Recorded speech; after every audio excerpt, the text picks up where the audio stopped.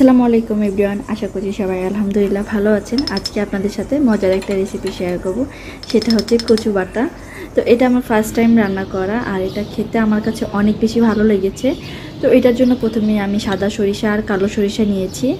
নেওয়ার পরে একটুখানি 1 টেবিল চামচের মতো পোস্ত নিয়েছি। নেওয়ার পরে খুব ভালোভাবে এটা পানি দিয়ে ভিজিয়ে রেখে দিব। আর এটা কিন্তু আমি খুব সুন্দর করে ধুয়ে তারপরে পানিতে ভিজিয়ে রাখতেছি।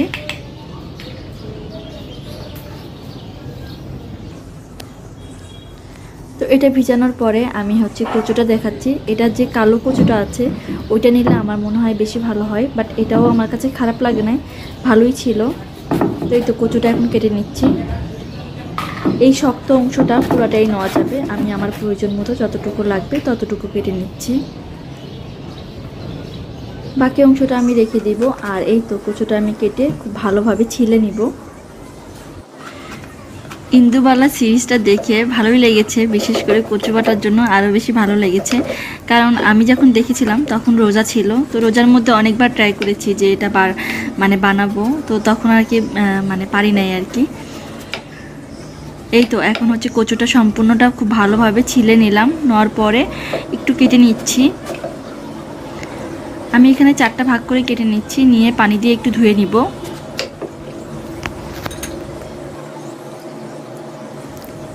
আর বাইরে কিন্তু মুষলধারে বৃষ্টি হচ্ছে, ঝিরিঝিরি করে একটু মাঝে মাঝে বৃষ্টি হচ্ছে, আবার বৃষ্টি থামতেছে, এভাবেই শুরু হয়েছে। এই তো এখন কচুটা আমি গ্রেট করে নিব। আমি এই ছোট গ্রেট কাটার দিয়ে করে নিচ্ছি, কিন্তু আমার মনে হয়েছে যে এটা যদি ছোটোটা না দিয়ে করে আমি যদি বড়টা দিয়ে করতাম তাহলে বেশি ভালো হতো। আমারটা মনে হয় বেশি মিহি হয়ে গেছে। এই তো এখন গ্রেট করা কচুটার মধ্যে একটুখানি লবণ দিয়ে ভালো করে একটু মেখে রেখে দিব কিছুক্ষণের জন্য। এই তো রেখে দিলাম কিছুক্ষণের জন্য এটা এভাবে করে। এখন কিছু মশলা লাগবে। এখানে সরিষা, 2 রকমের সরিষা আছে, পোস্ত আছে, দেন রসুন, কাঁচামরিচ, আর কোরানো নারকেল আছে।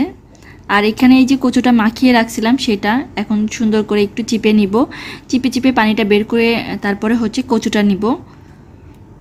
আর এই পানিটা কিন্তু ফালাই দিব, পানিটা দিলে হয়তো বা গলাটা চুলকাইতে পারে যেহেতু কাঁচা, তো ওই জন্য। আমি একদম প্রথমবার এই কচুর বাটাটা বানাচ্ছি, আমি এর আগে কখনো ট্রাই করি নাই। বাট কচু দিয়ে অনেকগুলো রেসিপি আমার শাশুড়ি তৈরি করতো, তার মধ্যে নাকি এটাও ছিল, আমি জানতাম না। তো যাই হোক, এখন খুব ভালোভাবে এটা পানিটা আমি চিপে নিলাম, আর এই পানিটা ফেলে দিব। এখন কচুগুলো পানিটা ফেলে দিয়েছি, এখন কচুটা একটু ছাড়িয়ে নিচ্ছি। দেন দেওয়ার পরে আমি এখানে 2 রকমের সরিষা, কালো সরিষা আর মানে সাদা সরিষা 2টা নিয়েছি।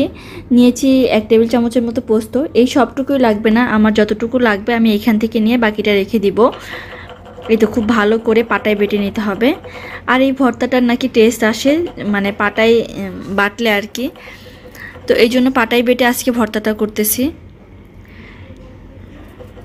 সরিষাটা খুব ভালো করে আমি পেস্ট একটু বেটে নিচ্ছি।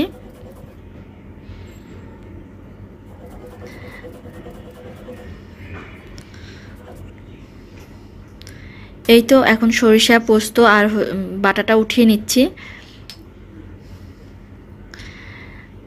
দেন এখানে এখন আমি কচুটাও বেটে নিব। সরিষাটা আমি উঠিয়ে নিয়েছি।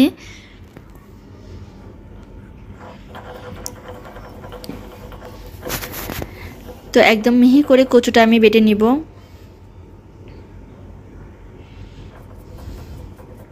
আমার কাছে মনে হয়েছে কচুটায় আরেকটু পানি থাকলে মনে হয় বেশি ভালো হতো, আমারটা মনে হয় বেশি আর কি ড্রাই হয়ে গিয়েছে।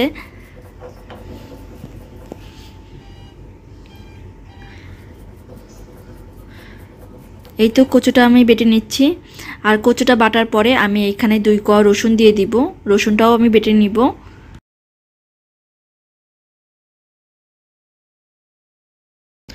যেহেতু রসুনের কোয়াগুলো বেশ অনেক বড় বড় ছিল, তো এখানে আমি 2 কোয়া রসুন দিয়েছি।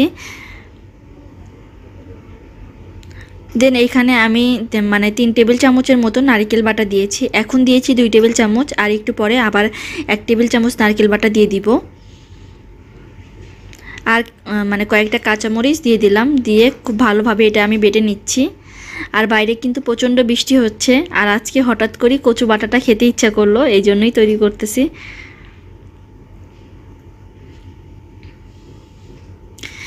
আমি যখন আমি তো খাওয়ার পরেই ভিডিওটা আপলোড করব, কারণ কচু বাটাটা এত টেস্টি হয় আমি কখনোই আগে জানতাম না। তো যাই হোক, আমার কাছে অনেক ভালো লেগেছে। এই তো আরেক টেবিল চামচ এখন নারকেল বাটা দিয়ে দিলাম, দেওয়ার পরে আবার একটু বেটে নিব।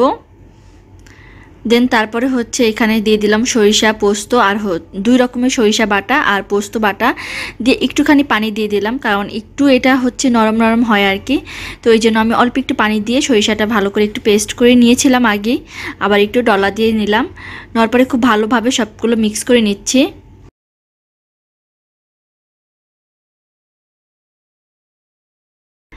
তো এত বেশি আনন্দ লাগতেছিল এটা বানাইতে আমার, কি বলবো। এখন এই তো খুব ভালোভাবে মিক্স করে নিলাম এটা। নেওয়ার পরে এখন এখানে দিয়ে দিব সরিষার তেল,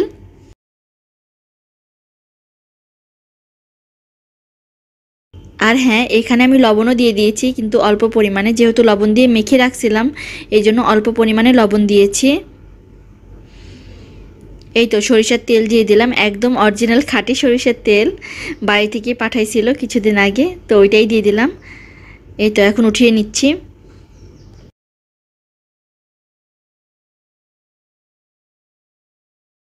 এই তো আবার কিছু সরিষার তেল দিলাম, দেওয়ার পরে খুব ভালো করে মিক্স করে নিচ্ছি। আর এই তো একটু সরিষার তেল আর কয়েকটা কাঁচামরিচ দিয়ে সুন্দর করে সাজিয়ে নিলাম। আর এটা খেতে আমার কাছে অসম্ভব ভালো লেগেছে। আমার কাছে মনে হয়েছে যে সাধারণ নর্মাল কচু বাটা যে এত মজা লাগতে পারে আমি চিন্তাও করতে পারি না, ইলিশ মাছ ছাড়া। তো যাই হোক, আলহামদুলিল্লাহ খুবই মজার ছিল।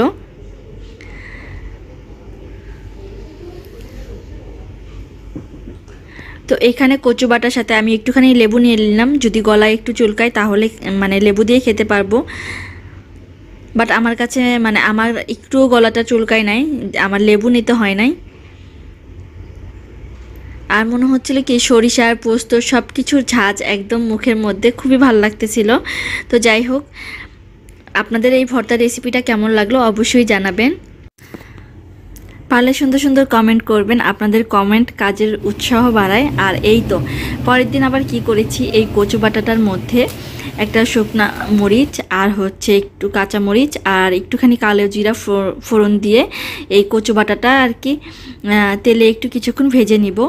এটা তোকির বাবার অফিসে পাঠাইছিলাম, সবাই এত পছন্দ করেছে চিন্তা করার মতো না, এটা নাকি খুবই মজা হয়েছিল। তো আলহামদুলিল্লাহ, আজকের রেসিপি এখানেই শেষ। সবাই ভালো থাকবেন, সুস্থ থাকবেন। আজকের মতো এই পর্যন্তই। আল্লাহ হাফেজ, আসসালামু আলাইকুম।